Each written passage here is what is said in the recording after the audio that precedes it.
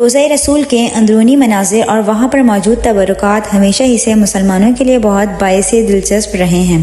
اصل میں نبی کریم کے روزے مبارک کے بارے میں انٹرنیٹ پر بہت سی افواہیں اور مختلف تصاویر گردش کرتی رہتی ہیں، اور کچھ لوگوں کی تصاویر دکھائی جاتی ہیں کہ یہ روزہ رسول کے خادم ہیں اور ان کو اندر جانے کی اجازت ہے، جبکہ ان سب خبروں میں کوئی صداقت نہیں۔ ایسے بہت کم لوگ ہیں جنہیں روزہ رسول کے اندر جانے کی سعادت نصیب ہوئی ہے۔ ان میں سے ایک مشہور شخصیت سعودی عرب کے حکمران تھے جن کا نام شاہ فیصل تھا۔ ایک مرتبہ انہیں اندر جانے کا شرف حاصل ہوا تو انہوں نے لوہے کے بنے صندوق دیکھے جس کے بارے میں مشہور تھا کہ کسی کو نہیں معلوم کہ اس میں کیا ہے۔ اس کے بارے میں ہم آپ کو بتائیں گے۔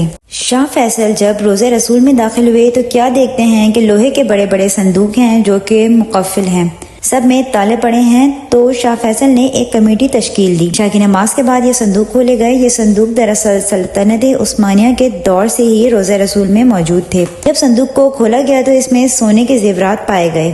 دوسرے صندوق سے چاندی کی زنجیریں برآمد ہوئیں جو کہ کسی زمانے میں خانہ کعبہ اور روزہ رسول کے دروازے کی چابیاں تھیں۔ کچھ چیزیں نبی کریم سے بھی منسلک تھیں جو کہ اب مدینہ کے میوزیم میں ہیں۔ روزہ رسول کے اندر 3 قبریں موجود ہیں، نبی کریم صلی اللہ علیہ وآلہ وسلم کی، حضرت ابوبکر صدیق اور عمر فاروق رضی اللہ تعالیٰ عنہ کی، اور یہ تینوں قبریں ایک 4 دیواری میں ہیں۔ اس کے اوپر سبز رنگ کا کپڑا ڈالا گیا۔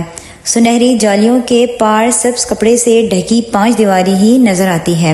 881 ہجری میں ایک معروف مورخ اس 5 دیواری کے اندر گئے۔ وہ آخری بار تھا جب یہ دیواریں خستہ ہونے کی وجہ سے دوبارہ تعمیر کی گئیں۔ معروف مورخ نور الحسن بتاتے ہیں، جب میں اس کے اندر گیا تو خوشبو کا ایسا جھونکا جو کبھی زندگی میں محسوس نہ کیا تھا۔ تینوں قبریں زمین کے برابر تھیں۔ تعمیر کی مکمل ایک بغیر دروازے کی 4 دیواری، پھر 5 کونے والی دیوار، اور اس پر سبز رنگ کا کپڑا ہے۔ اللہ سے دعا ہے کہ اللہ ہم سب مسلمانوں کو اس مقدس مقام کی زیارت نصیب کرے، آمین۔